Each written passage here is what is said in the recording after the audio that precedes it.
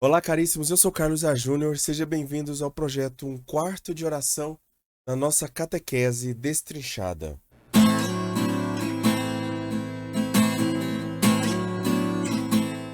Hoje nós vamos terminar o sacramento da Eucaristia, a explicação do sacramento da Eucaristia no catecismo. Então, o catecismo ele divide a Eucaristia em 7 partes, né? A explicação da Eucaristia em 7 partes.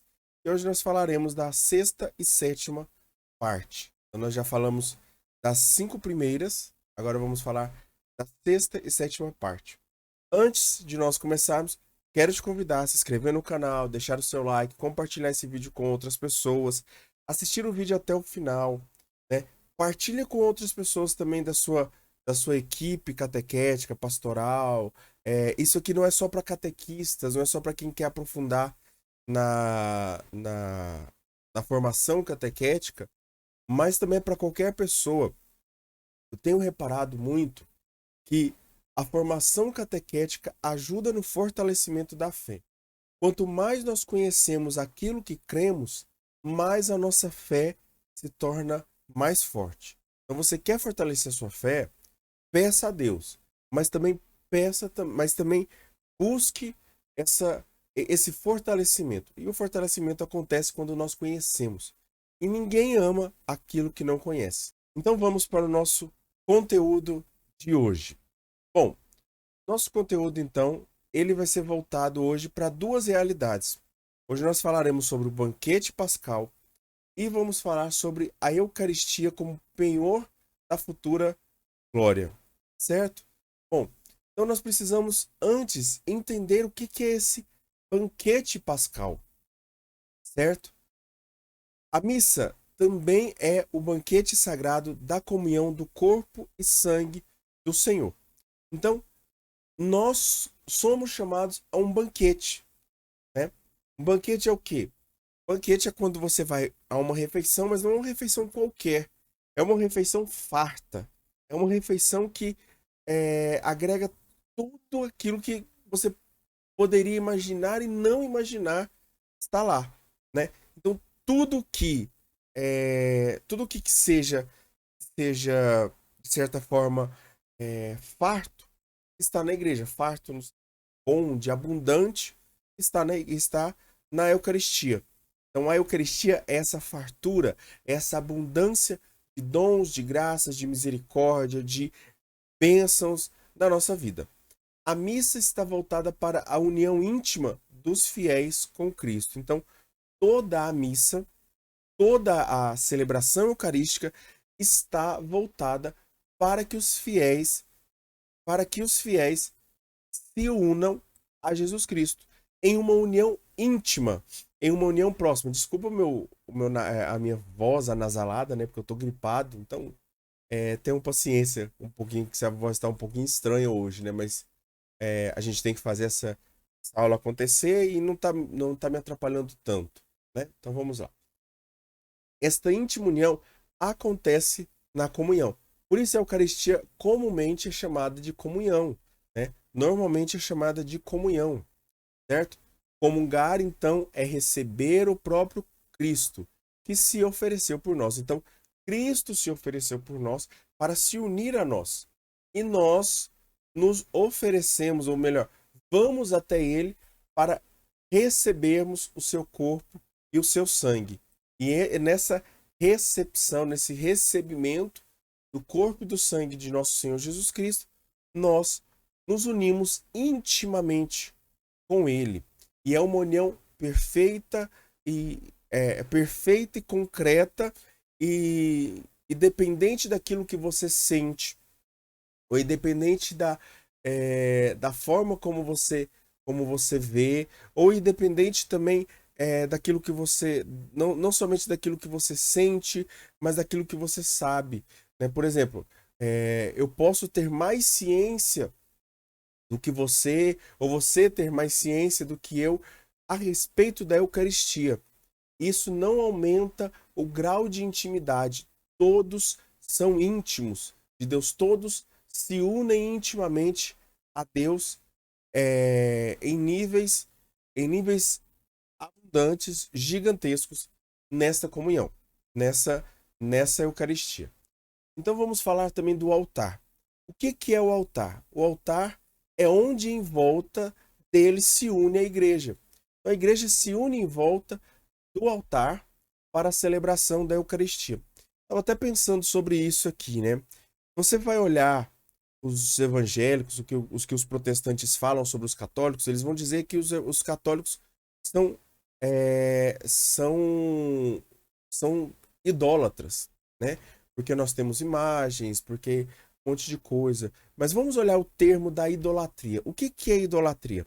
Idolatria é você colocar alguma coisa no lugar de Deus, né? Qualquer coisa que não seja Deus no lugar de Deus. Então vamos lá. A Virgem Maria nós colocamos no lugar de Deus? Não, nós não colocamos no lugar de Deus. Os santos nós colocamos no lugar de Deus? Não. Os anjos nós colocamos no lugar de Deus? Não. Então quem está no lugar de Deus fisicamente nos prédios católicos, ou seja, nas igrejas católicas? Nas igrejas católicas o centro é o altar. Daí você olha os prédios e os centros de culto dos evangélicos, dos protestantes.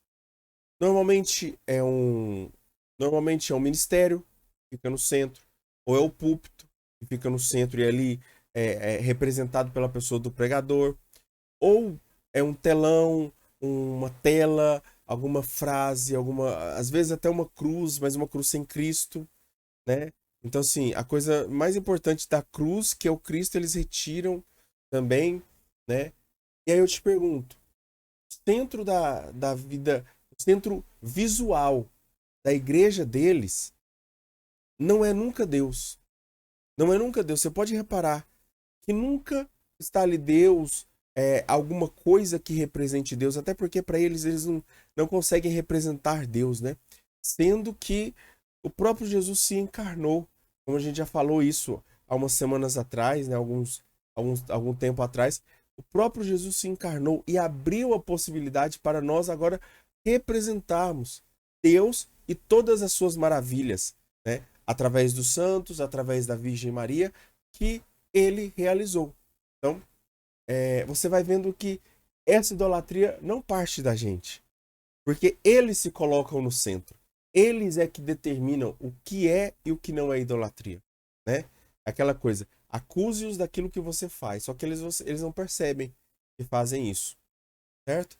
Então o altar é justamente essa representação de Deus, né? Essa representação do sacrifício de nosso Senhor Jesus Cristo, essa representação de que Deus se encarnou por nós. Representa então, esse altar representa os dois aspectos do mesmo mistério que simboliza o Cristo. O altar do sacrifício e Cristo, que é vítima, se oferece, e também a mesa do Senhor. E esse altar não é somente um lugar de sacrifício, mas é um lugar de banquete. É um lugar para nós nos alimentarmos. Então, sob essa mesa está todo o alimento, todo o banquete da nossa vida, da nossa salvação. Santo Ambrósio vai dizer o seguinte. Santo Ambrósio vai dizer o seguinte. Santo Ambrósio vai dizer o seguinte, é porque estourou aqui o fone, aí deu uma interferência aqui, vamos lá. Ele diz o seguinte: com efeito, o que é o altar de Cristo senão a imagem do corpo de Cristo? O altar representa o corpo de Cristo e o corpo de Cristo está sobre este altar. Então, é sobre o altar que nós depositamos o corpo de Cristo, mas o altar também é a imagem, é a representação, né? É a visualização do próprio corpo de Cristo. Cristo, como nós já falamos na última semana, Cristo que é aquele que oferece, ou seja, ele é o sacerdote, aquele que é oferecido, ou seja, ele é a oferta, e aquele sobre quem é oferecido, ele é o altar também. Então, ele é aquele que se oferece, aquele que é ofertado e aquele a quem é ofertado. Então, ele é toda essa essência. Ele não é outra pessoa além do Cristo que está ali sobre o altar no altar e é o altar, certo? Continuemos então aqui para nós prosseguirmos. Bom, vamos falar sobre esse convite do Senhor em dizer: tomai todos e comei. Ou seja, essa comunhão, o que é este convite do nosso Senhor Jesus Cristo? Jesus faz um convite especial no capítulo 6 do Evangelho de São João. Nós já vimos algumas vezes, mas nós precisamos relembrar aqui. Em verdade vos digo, se não comerdes a carne do Filho do Homem e não beberdes o seu sangue, não tereis a vida em vós. Esse é um convite do Senhor, só que é uma ordem. E você vai poder reparar o seguinte: sempre que Jesus fala, ele fala a verdade, né? Independente daquilo que ele fala a verdade. Porém, existem algumas coisas que ele determina, né, de uma forma mais enfática. Como é que ele determina isso? Quando ele usa esse termo, em verdade vos digo. Sempre que ele fala isso, ele está direcionando a algum sacramento, algo importante, algo que é extremamente necessário para o cristão. Que é extremamente necessária para o cristão. Então, quando ele está falando em verdade vos digo, quando ele vai falar, por exemplo, para Nicodemos, em verdade vos digo, se não nascer da água e do Espírito, não entrarão no reino dos céus, não entrareis no reino do céu. Ele está falando do sacramento do batismo aqui. Quando ele fala em João 6,53, em verdade vos digo, se não comerdes a carne do Filho do homem e não beberdes o seu sangue, não tereis a vida em vós. Então, mais uma vez, ele está dizendo, ele está sacramentalizando algo que nós precisamos fazer. Isso é sagrado. Isso é algo sagrado, que foi tornado sagrado, ou seja, sacramento. E o convite se estende na última ceia. Então, ele começa o convite lá em João 6, e ele continua. E ele continua esse convite, ele estende a importância desse convite. Ele estende a importância desse convite a dizer que esse convite é eterno. Tomai e comei, isto é meu corpo. Tomou depois o cálice, rendeu graças, deu-lhe, dizendo, bebei dele todos. Ou seja, bebei desse cálice todos. Então é um convite próprio de nosso Senhor Jesus Cristo. Como se preparar para a comunhão? Então, nós temos 5 passos que nós precisamos entender, direcionar a nossa vida para nos preparar para a comunhão, certo? Então, a nossa resposta a esse convite deve ser de muita preparação, com muita preparação. Então, Jesus nos convida, nós precisamos nos preparar para essa comunhão. Nós precisamos nos preparar para essa comunhão. Então, essa comunhão é preparada dessa forma. Primeiro, nós precisamos preparar mente e coração. Saber que é um momento grande e santo. Não há nada na terra que possamos fazer que seja maior que isso. Nada, nada. Não existe hipótese alguma, nenhuma ação que o ser humano já fez ou vai fazer que seja maior do que a Santa Missa, do que a comunhão, do que você comungar. Não existe nada que te una mais a Deus, do que te leve mais a Deus, do que te ligue mais a Deus, do que a comunhão. Não existe outra coisa. Sabe por quê? Porque isso foi determinação do próprio Senhor Jesus Cristo. E esse saber, que é um momento grande, nós sabemos como? Na catequese. Por isso as crianças da primeira comunhão, da primeira Eucaristia, né, que estão fazendo primeira Eucaristia, pré-Eucaristia, primeira Eucaristia, elas são preparadas ao longo de 4 anos, 3, 4 anos, elas são preparadas ali para receber Olha a importância que nós damos. Existe curso que não tem 3 anos de duração. Existe curso de superior que não é 3 anos de duração. Já para receber a Eucaristia, nós damos, em média, no mínimo, 2 anos de formação para a criança. Para ela entender o valor da Eucaristia. E ela precisa sair dali entendendo o valor da Eucaristia. Se você é professor, se você é catequista de primeira Eucaristia, a sua obrigação é ensinar o seu catequizando o que é a Santa Eucaristia. Ele precisa saber de cor e salteado o que é a Eucaristia. Ele não pode sair de lá falando que ela representa o corpo de nosso Senhor Jesus Cristo. E a segunda coisa, além de saber, é ter uma intimidade e uma ardente fé, e uma fé ardente. É dizer como nós falamos na Santa Missa: Senhor, eu não sou digno de que entreis em minha morada, mas dizei uma só palavra e sereis salvos. É reconhecer esse momento sublime que nenhum outro substitui, nenhum outro é maior. Nós não somos dignos. Nós não somos dignos desses momentos. Nenhum momento na Eucaristia, em nenhum momento você vai ser digno da Eucaristia.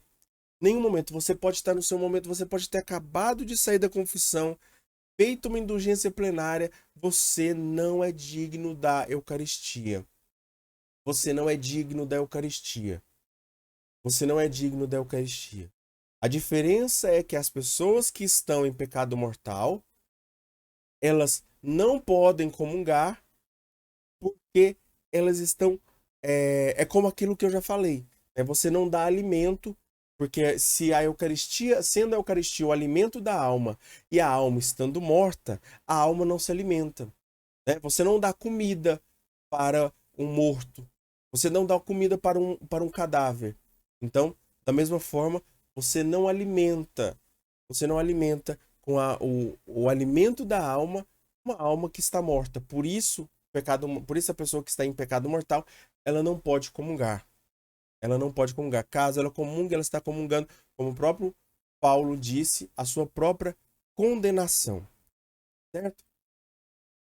Segunda preparação, segunda coisa que nós precisamos fazer para nos preparar para a comunhão, né? Além de preparar a mente e o coração, cheios de fé e cheios de sabedoria, entender, conhecimento, ciência daquilo que nós vivemos, agora nós precisamos fazer um exame de consciência, certo? Em caso de pecado grave, deve buscar o sacramento da reconciliação antes de receber o da Eucaristia, o sacramento da Eucaristia. Então, você precisa fazer um exame de consciência.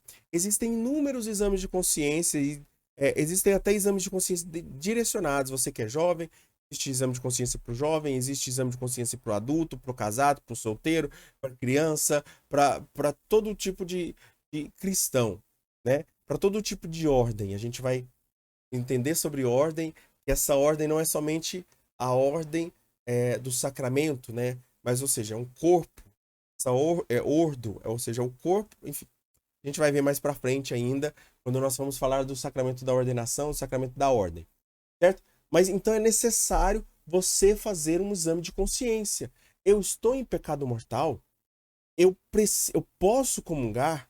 Então aí você vai fazer o exame de consciência toda a sua vida, né? Uma das coisas que é sempre direcionado é fazer o exame de consciência, obviamente, dos 10 mandamentos, dos 5 mandamentos da lei da igreja, né? E dos 10 mandamentos da lei do nosso Senhor Jesus Cristo, do nosso Senhor, certo? Os 10 mandamentos. Olhando também as bem-aventuranças, olhando também todo o evangelho, o que que eu não fiz de forma consciente, né? E aqui nós precisamos relembrar o que que é pecado grave, ou o que que é pecado mortal? É aquilo que tem gravidade, ou seja, é um pecado grave, é um pecado que eu agi com consciência, ou seja, eu sabia que era um pecado grave, e é um pecado que eu agi com liberdade. Ou seja, eu era livre para fazer aquilo ou não fazer e eu escolhi fazer, certo? Não é uma coisa que eu fui intimado, que eu estava fora das minhas faculdades mentais para fazer, certo? A terceira preparação, a terceira coisa que nós precisamos observar para nos preparar é observar o jejum prescrito. Ou seja, existe um jejum que eu preciso fazer. Isso aqui é muito importante, tá bom? Isso aqui é muito importante, gente. Certo? Esses dias eu vi um caso desse jeito. A pessoa, ela já estava na igreja e faltava 5 minutos para começar a missa e ela tava comendo salgado para ir participar da missa. Não pode fazer isso, gente. Não pode. É no mínimo uma hora antes da Sagrada Comunhão. Então, ou seja, se a missa começa ali por volta, se a missa começa ali por volta das 4 horas, né? Normalmente a liturgia, a celebração toda ali, ela pode levar, você vai ter que conhecer a missa. Existem missas que, por exemplo, são meia hora, né? Tem missa curta, tem missa que é de 1 hora e meia. Então, que hora que é o momento que tem a comunhão, né? Normalmente é bem no finalzinho da missa. Então, sim, se você vai uma missa de 1 hora e meia, né, talvez ela cumpra esse papel. Talvez ela cumpra esse papel. Mas uma missa de meia hora já não cumpre. Então você tem que estar uma hora antes da comunhão. Não é antes do começo da missa, tá bom?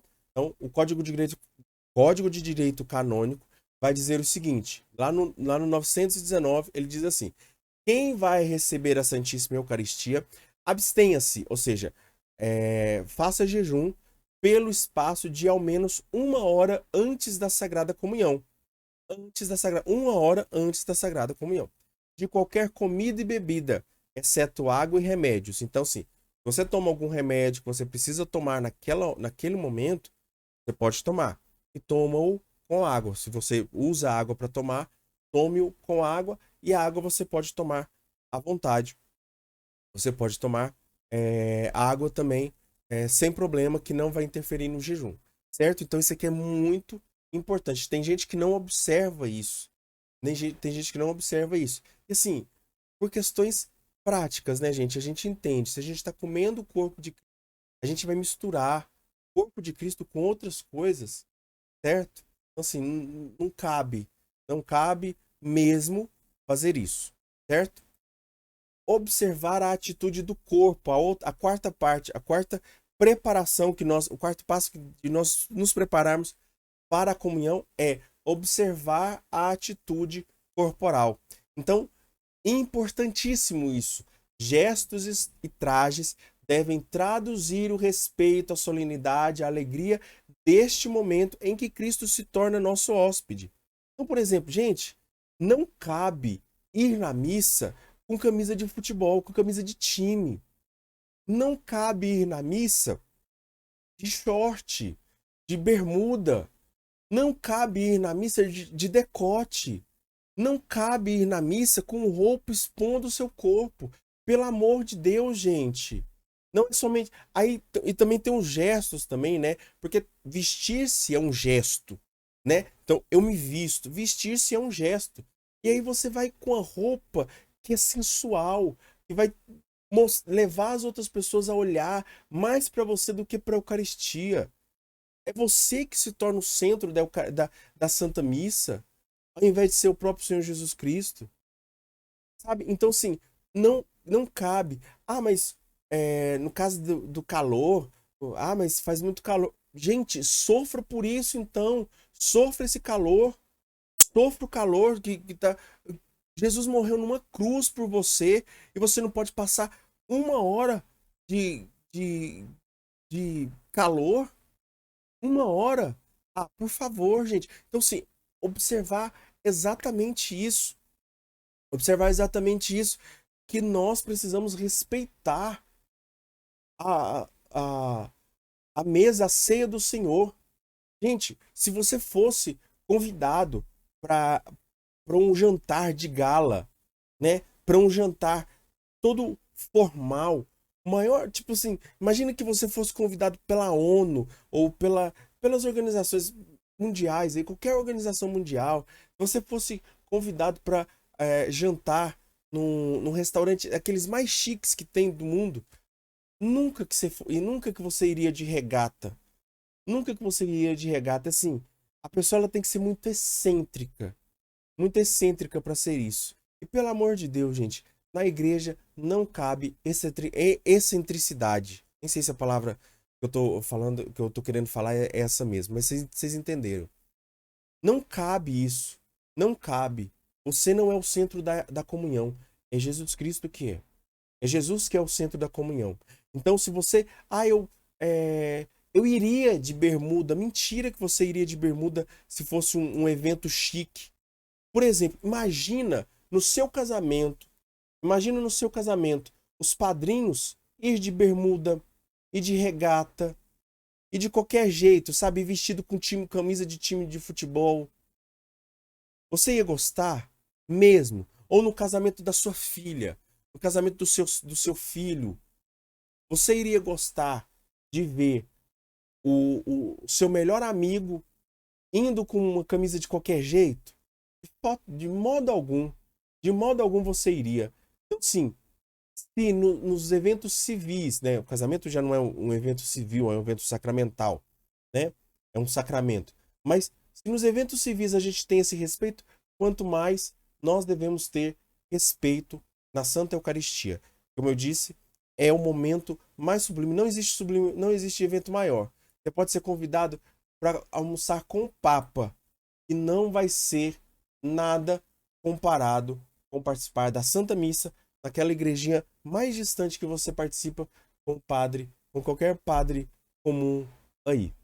Obviamente, que participar da Santa Eucaristia com o Papa, aí, meu filho, assim, não porque a Eucaristia ela torna, a Eucaristia ela não fica elevada, né? Não é uma outra Eucaristia mais sublime, não. Mas é porque é o Papa, né, gente? É porque é o Papa. Então, convenhamos. E também a quinta preparação o quinto passo que nós precisamos ter para nos preparar é comungar sempre que puder. Então, por exemplo, hoje eu não vou comungar porque eu não quero. Mas você está em estado de graça? Tô em estado de graça, mas eu não quero comungar hoje. Você não pode fazer isso. Você não pode fazer isso. É a mesma coisa. Volta lá no. Imagina, você vai num banquete, né? Lembra lá daquela passagem, ainda voltando um pouquinho da atitude corporal, lembra daquela passagem que é, vai um monte de pessoa, o Senhor Jesus conta a história lá daquele banquete que vão se convidando as pessoas e algumas pessoas vão sem as vestes nupciais. É exatamente isso quando a gente vai em estado de pecado grave, quando a gente vai de qualquer jeito, quando a gente tem atitude de qualquer jeito, gesto de qualquer jeito. Outros gestos também, né? Não só gestos de vestimenta, mas também gestos. A gente não se reverencia à Eucaristia, não se ajoelha perante a Eucaristia, certo? Então, assim, precisa ter isso, precisa ter isso. E a gente, muitas vezes as pessoas não têm, certo? Então, comungar sempre que puder. É conforme ao próprio sentido da Eucaristia que os fiéis, se tiverem as disposições requeridas, ou seja, estarem em estado de graça, recebam a comunhão quando participam da missa. Então, é exigido que a pessoa, é recomendado que a pessoa comungue quando participar da missa, se estiver com as disposições requeridas. Recomenda-se vivamente aquela mais perfeita participação na missa em que os fiéis, depois da comunhão do sacerdote, recebem do mesmo sacrifício o corpo do Senhor. Ou seja, depois da comunhão do sacerdote. Enquanto o sacerdote não comunga, todos ficam de pé. Quando ele comunga, aí nós sentamos para nos preparar para a nossa comunhão. Aí nós nos sentamos para nos preparar para a nossa comunhão. Aí o ministro vem, né? Ali se posiciona, espera o ministro se posicionar, gente, pelo amor de Deus. Lugar, aí na igreja o lugar é grande. A igreja é grande, às vezes, e aí a pessoa ela já se posiciona ali, sabe? Os donos da igreja, eles já vão tanto à missa que eles sabem até o ministro e tudo mais. Espera o ministro se posicionar, gente. Espera o ministro se posicionar. Bom, então é isso, né? Essas são as formas que nós temos de nos preparar, certo? Outras recomendações também referentes à comunhão, certo? A igreja impõe aos fiéis as seguintes obrigações: participar na divina liturgia nos domingos e dias de festa. Ou seja, é importante participar da missa inteira, participar da missa inteira na Divina Liturgia. Eu postei esses dias, né? Quando nós estávamos na Semana Santa, né? Que é no evangelho que fala eu tô batendo aqui no fio, deve estar dando estouro aí, né? E aí no evangelho onde Jesus ele dá a Eucaristia para Judas, e aí Jesus fala, o que tiver que fazer, faça. E ele sai, né? Ou seja, ele sai no meio da missa. Então, assim, quando você sai no meio da missa, quando você chega atrasado, né, e não participa da missa inteira, saiba quem que você está parecendo agora você sabe quem você está parecendo dos discípulos. Então, participar da divina liturgia inteira, nos domingos e dias de festa. Quais são os dias de festa no Brasil? Quais são os dias de festa? Porque se você estiver no exterior, são outros dias de festa. Quais são os dias de festa? Ou seja, quais são os dias que são preceito, certo? Festa é preceito. Quais são os dias de festa? Dia 8 de dezembro, 25 de dezembro, 1º de janeiro e Corpus Christi, certo? 8 de dezembro, 25 de janeiro, 25 de dezembro, 8 de dezembro, 25 de dezembro, 1º de janeiro, 1º de janeiro e Corpus Christi. Então, Corpus Christi eu já dei aí, né? 8 de dezembro Imaculada Conceição, 25 de dezembro, nascimento do Nosso Senhor Jesus Cristo, e 1º de dezembro, dia da Mãe, da Virgem Maria, Santa Mãe de Deus, Mãe da Igreja, certo? Então, nós precisamos também receber a Eucaristia ao menos uma vez em cada ano, se possível, no tempo pascal. Então, a Igreja nos convida a receber a Eucaristia uma vez, pelo menos. Então, assim, eu estou em estado de pecado mortal. Então, confesse-se, comungue uma vez ao ano. Comungue eu não posso me confessar por uma outra realidade sacramental, por um outro sacramento, porque, por exemplo, posso estar em segunda união. Aí é outra coisa, certo? Preparar-se também no sacramento da reconciliação, ou seja, estar sempre ali no sacramento da reconciliação. A reconciliação é como se fosse essa manutenção que a gente vai fazendo. Mesmo que eu não esteja em pecado mortal, mas eu vou fazendo uma manutenção ali.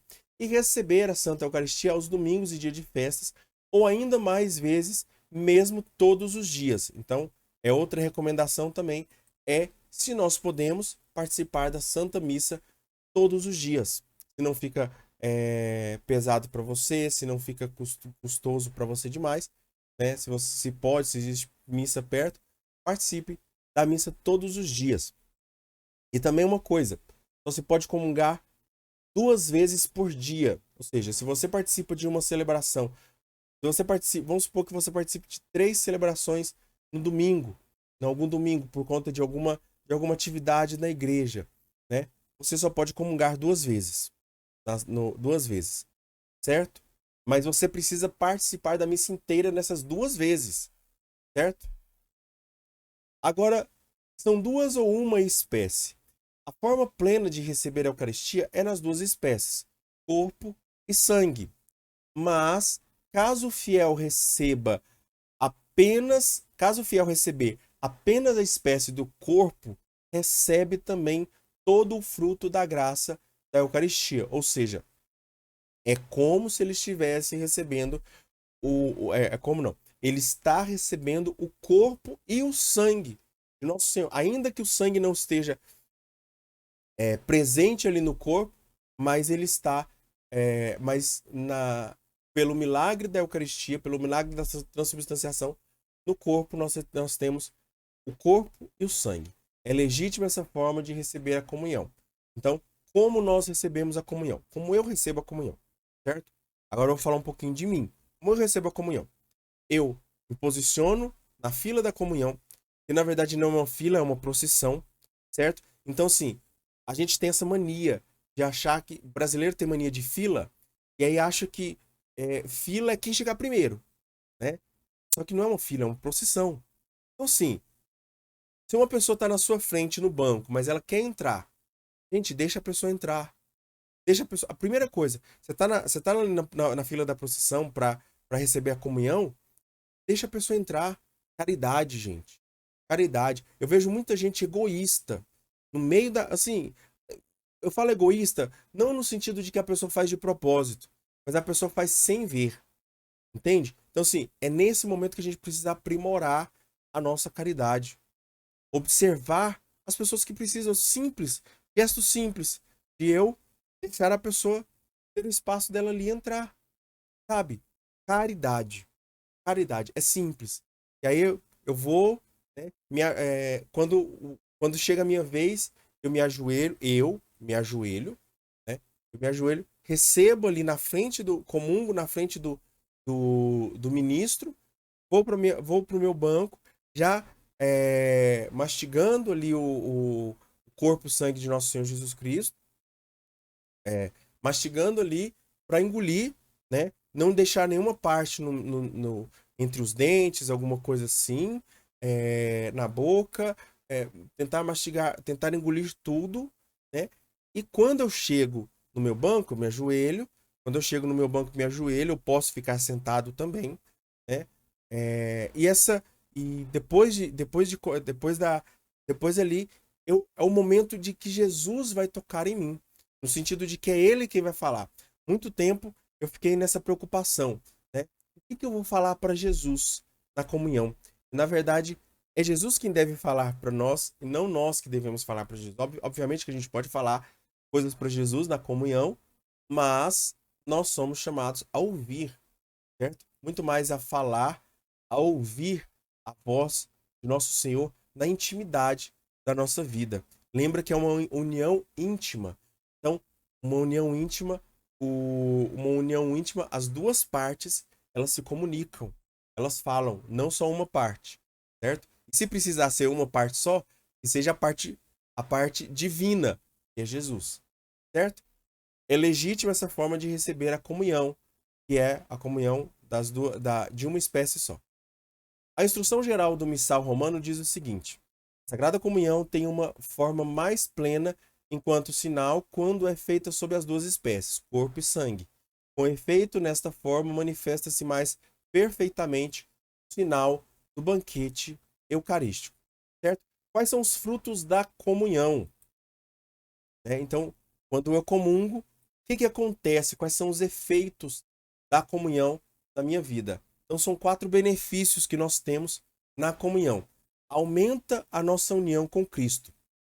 O principal fruto da comunhão é a íntima união com Cristo. Quem come a minha carne e bebe o meu sangue permanece em mim e eu nele, diz o Senhor em João 6:56. A vida e a ressurreição são conferidas àquele que recebe Cristo.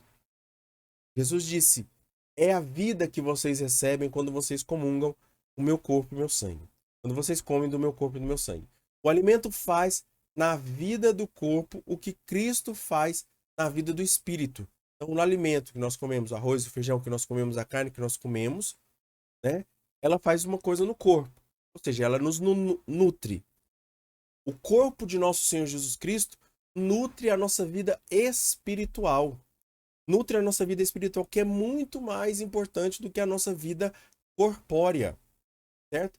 Então, ela faz o quê? Ela conserva, aumenta e renova. Pensa o seguinte, uma pessoa que come coisas saudáveis, você percebe que ela está conservada, né?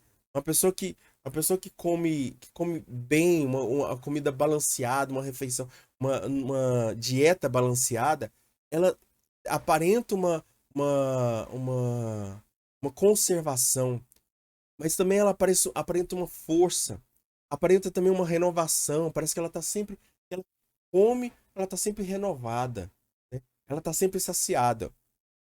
Com a Eucaristia da mesma forma. Ela nos conserva, ela aumenta e ela renova a vida da graça do nosso batismo. Ou seja, é sempre o nosso batismo que é renovado. Este crescimento da vida cristã precisa ser alimentado pela comunhão eucarística até a hora da morte, até na hora da morte. Cada comunhão nos prepara para a nossa viagem para a terra prometida. Isso nós falaremos mais propriamente dessa viagem, mais propriamente lá no sacramento da unção dos enfermos, certo? Outro benefício também da comunhão é que ela nos afasta do pecado. Outro fruto da comunhão é nos purificar dos pecados cometidos do passado e também nos preserva dos pecados futuros. Mas como assim nos purifica dos pecados passados, cometidos no passado? São os pecados veniais aqui, não são pecados mortais. Bom, pecado mortal só é perdoado no batismo e na confissão. Como o batismo a gente só recebe uma vez, então só na confissão nós podemos ser perdoados de pecados mortais. Pecados veniais, ou seja, que não são mortais, que não atendem a uma daquelas 3 realidades, eles são perdoados na comunhão. certo? Mas também a comunhão, ela não só tira no futuro aquilo, aliás, tira no passado aquilo que nós fizemos, mas também tira no futuro aquilo que poderíamos fazer. Então, um pecado que você poderia cometer, a Santa Eucaristia, ela previne que você não comungue, ela te dá, ela previne que você não cometa, ela te dá forças para você não cometer. A comunhão purifica-nos os pecados passados, veniais, a caridade é fortalecida ao amor, ao comungarmos o amor, esta caridade vivificada apaga os pecados veniais. Cristo reaviva o nosso amor e torna-nos capazes de nos desligar das ligações desordenadas às criaturas e de nos ligarmos e radicarmos em Cristo. Gente, isso aqui é muito importante. Isso aqui é muito importante. Duas coisas que a Eucaristia faz. Ela desliga-nos das coisas que nós precisamos nos desligar, porque o que acontece? O pecado é uma desordem da criação. Uma desordem da criação. Então, assim, é um apego desordenado que nós temos às criaturas. As criaturas, nós podemos amar a criação? Sim. Mas quando amar a criação é uma desordem, se torna um pecado. Ah, eu tenho um desejo profundo por sexo. Mas então você está apegando-se ao sexo. Então, você está desordenado, certo? O sexo é bom. O sexo foi criado por Deus. Mas se você tem um apego desordenado, faz com todo mundo, com qualquer um, obviamente, você está numa ligação desordenada das criaturas. E criaturas aqui é tudo que Deus criou. E de nos ligarmos radicalmente e radicarmos a nossa vida. Ou seja, colocarmos as nossas raízes em Cristo. Certo? Então ela também nos preserva dos pecados futuros. Na mesma caridade, a Eucaristia preserva-nos dos pecados futuros, pecados mortais futuros. Quanto mais participamos da vida de Cristo e progredimos na sua amizade, mais difícil nos será romper com ele pelo pecado mortal. A Eucaristia não perdoa pecados mortais, a confissão faz isso. A Eucaristia é o sacramento daqueles que estão na plena comunhão com a Igreja. A Eucaristia é o sacramento daqueles que estão na plena comunhão com a Igreja. Certo? Aliás, deixa eu... Ok? Outro benefício também da Eucaristia. Ela nos une ao corpo místico da Igreja. Ou seja, ela nos une à Igreja. Os que recebem a Eucaristia ficam mais estreitamente unidos a Cristo. É como se eu vou entrando cada vez mais no corpo de nosso Senhor Jesus Cristo, que é a Santa Igreja. Que é a Santa Igreja. Nós somos os membros da Igreja. Nós somos os membros da Igreja da qual Cristo é a cabeça. Cristo une todos os fiéis num só corpo, a Igreja. No batismo, fomos chamados a formar um só corpo. A Eucaristia realiza esse chamado. E aqui nós temos a passagem de 1 Coríntios 10, 16, 17, que vai falar sobre essa bênção. Você pausa aí para você ler, né? Ou pode procurar depois, 1 Coríntios 10, 16 e 17. Por fim, o último benefício da comunhão é que ela nos compromete com os pobres, ou seja, nos compromete com aqueles que são necessitados. Para receber a comunhão, temos de reconhecer Cristo nos pobres, seus irmãos. Nossa, mas que discurso mais esquerdista, que discurso mais TL. Não, não é. Isso é catecismo, viu, gente? Isso é catecismo. Discurso do catecismo. Por quê? Porque Cristo se fez pobre. E aqui o pobre não significa necessariamente uma pessoa que não tenha dinheiro, tá bom? Uma pessoa que não tenha riquezas terrenas, mas uma pessoa que não tenha a riqueza que realmente precisa ter. Porque de nada adianta a pessoa ganhar o mundo inteiro, ser rica, ter todo o dinheiro do mundo e não comungar do corpo e sangue de nosso Senhor Jesus Cristo. E não estar ligado ao corpo e sangue, ao corpo da Igreja Católica, ao corpo de Cristo, que é a Igreja Católica. Então nós rezamos aqui, nós nos comprometemos com os pobres, ou seja, de anunciar o Evangelho, de anunciar a palavra de Deus aos pobres, aqueles que necessitam da palavra, aqueles que necessitam também do alimento físico, aqueles que necessitam de ajuda física, obviamente, mas também aqueles que necessitam de conhecimento, de conhecer de intimidade com Deus, certo? Então, pobres aqui são todas as pessoas que não têm o que nós temos naquele momento da comunhão. Então, quando nós comungamos, nós somos os homens e as mulheres mais ricas do mundo. É isso que eu quero te falar. Quando nós comungamos, somos as pessoas mais ricas do mundo. Elon Musk, ninguém no mundo é mais rico do que aquela senhoria que acabou de comungar na Santa Missa, do que aquele jovem, do que aquela mulher, do que aquele homem que está em estado de graça, comungou, não é mais rico do que essa pessoa. A Eucaristia e a unidade dos cristãos. A Eucaristia é sacramento de piedade, sinal de unidade e vínculo de caridade. Certo? Por isso, quanto mais haja divisão na igreja, mais deve haver orações para que a unidade se restabeleça novamente. Certo? Então aqui, ó, nós temos algumas divisões na igreja. Algumas divisões na igreja que precisam da nossa oração. Na Eucaristia, nós precisamos rezar mais profundamente também por essa reunião na palavra correta do que a palavra reunião diz, né? Unir novamente, reunião. Se eu quero enfatizar isso novamente, das igrejas orientais, das igrejas protestantes e da comunhão com todos aqueles que nem comungam da cristandade, que nem comungam da religião cristã. Então, primeiro falar das igrejas orientais. As igrejas orientais que não estão em comunhão plena com a igreja católica celebram a Eucaristia com um grande amor. Então, nas igrejas orientais existe a celebração da Eucaristia e ela é lícita. Não é lícita que eu quero falar, ela é válida. A palavra que eu quero falar é que ela é válida. Embora separados, têm verdadeiros sacramentos, ou seja, sacramentos válidos, em virtude da sucessão apostólica. Por quê? Porque eles foram ordenados por pessoas que são sucessores dos apóstolos. A intercomunhão, ou seja, existe essa intercomunhão entre as orientais e a igreja romana, certo? Então, existe essa intercomunhão. Pode uma pessoa que é da igreja romana ir lá e comungar na igreja oriental? Ela pode com autorização. Ela precisa receber uma autorização, ou do bispo, ou do padre. Eu não me engano, eu não me lembro bem agora de quem que ela precisa receber essa autorização, certo? Mas, enfim, pouquíssimas pessoas têm acesso a igrejas orientais, então sigamos. As igrejas protestantes e a Eucaristia, por não terem sucessão apostólica, elas não celebram a Eucaristia. As orientais, elas celebram, né? As protestantes, não. Elas não têm sucessão apostólica.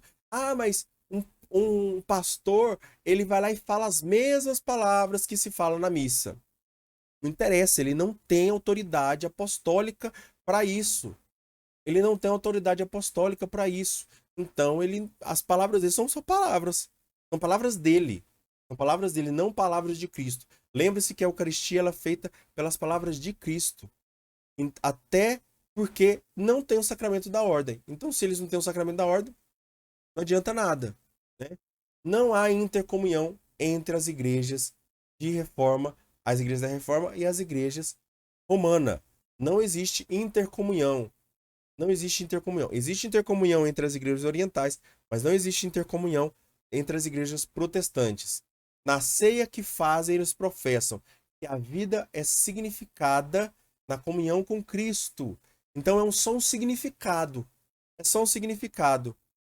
O que esperam a sua vinda gloriosa. Então é isso que eles comungam, né? É isso que eles acreditam quando eles falam dessa passagem do João 6, né? Que não comerdes o corpo, não beber. Eles esperam essa vinda gloriosa desse banquete. Esse banquete para eles ainda vai acontecer. Para nós católicos já acontece. Hoje já acontece e continua acontecendo. E também existem aqueles que estão separados por completo das igrejas. Em grave necessidade, padres podem dar os sacramentos Eucaristia, penitência e unção dos enfermos se os fiéis desligados pedirem. Caso aqui são fiéis batizados, pedirem, certo?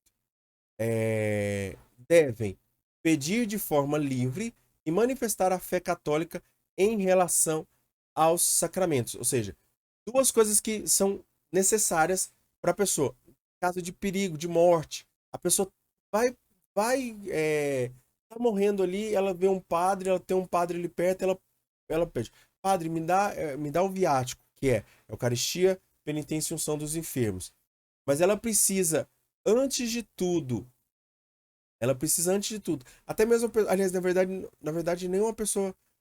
Hum, agora eu não sei se eu vou falar besteira aqui. Mas enfim, ela deve então pedir de forma livre, ou seja, não é outra pessoa que deve pedir para ela, e ela também deve manifestar a fé católica em relação a estes sacramentos.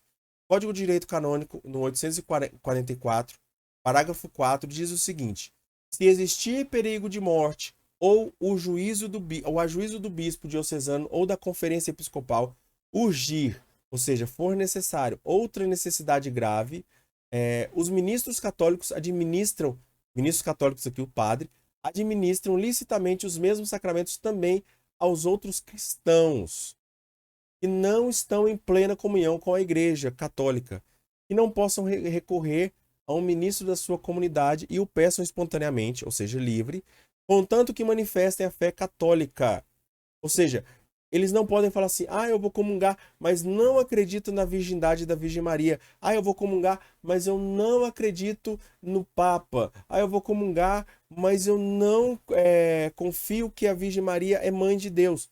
Não. Então ele não pode comungar. Certo? Peçam espontâneo, contanto que manifestem a fé católica acerca dos mesmos sacramentos e estejam devidamente dispostos, livres. Certo? E para nós finalizarmos a nossa aula de hoje, nós falaremos agora a sétima parte, fala sobre a Santa Eucaristia. A Eucaristia, então, é antecipação da glória. Como nós falamos, né? Enquanto os irmãos protestantes ficam esperando o banquete, nós já estamos nos banqueteando. Enquanto eles estão esperando, nós já estamos nos alimentando, nos fartando daquilo que nosso Senhor Jesus Cristo nos deu. A Eucaristia é também antecipação da glória celeste. É penhor do futuro, da futura glória. Penhor é a entrega de um bem para que sirva de garantia do pagamento, seja de uma dívida ou seja de uma operação de crédito. Ou seja, é um pagamento, é uma garantia. É uma garantia que nós vamos receber aquilo. E vamos receber uma quantidade, um dinheiro, um valor. Certo?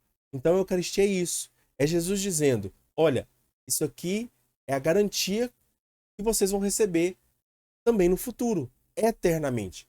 Cristo se entrega a nós para garantir nossa entrada no céu. O olhar para aquele que vem. A Eucaristia nos faz olhar para o Cristo que vem, devido à sua promessa. Em Mateus 26, 29, ele diz: eu vos digo que não voltarei a beber deste fruto da videira até o dia em que beberei convosco o vinho novo no reino do meu Pai. Certo? Sempre que a igreja celebra a Eucaristia, lembra-se desta promessa e seu olhar volta-se para aquele que vem. Maranata, vem Senhor. Né? Aquele desejo que nós temos no advento, ele continuamente é lembrado na Eucaristia, de que nós olhamos para aquele Cristo que vem, para aquele Cristo que retornará na sua parousia. Certo? Também nós vemos essa presença velada. A presença de Cristo na Eucaristia é velada.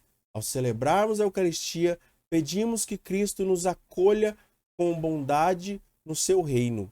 Ou seja, essa presença não de Cristo que é velada, mas nossa, que é velada lá no céu. Nós já estamos no céu quando nós comungamos. Nós já participamos do reino quando nós comungamos. E neste reino seremos semelhantes a Cristo numa comunhão eterna e plena. Então, essa presença já de Cristo velada na Eucaristia, certo? E também uma grande esperança. A Eucaristia é essa grande esperança nossa. Desta grande esperança do céu, não temos garantia mais segura nem sinal mais manifesto do que a Eucaristia. Como eu disse, a Eucaristia é o ato sublime que qualquer homem, qualquer mulher possa fazer. Possa fazer. Cada vez que se celebra este mistério, realiza-se a obra da nossa redenção. Santo Inácio de Antioquia vai dizer assim: partimos o mesmo pão, que é remédio de imortalidade, antídoto para não morrer, mas viver em Jesus Cristo para sempre. Certo? Então é isso. Nós finalizamos hoje o sacramento da Eucaristia, a explicação do sacramento da Eucaristia. E já vamos partilhar. Semana que vem, nós falaremos sobre confissão. Nós falaremos sobre o sacramento da penitência, que é muito importante também, que é a preparação sempre para todos os outros sacramentos, certo? Aliás, para boa parte dos sacramentos. Desde já quero te convidar a se inscrever no canal, deixar o seu like, compartilhar esse vídeo com outras pessoas também. Compartilhe esse vídeo com outras pessoas, nas suas redes sociais, no seu WhatsApp, naquela pessoa que você quer voltar a conversar. Sabe aquela pessoa, olha esse vídeo aqui que legal, olha esse canal que legal. Então procura essa pessoa para você se reconciliar com ela. Como eu disse, Eucaristia também é reconciliação.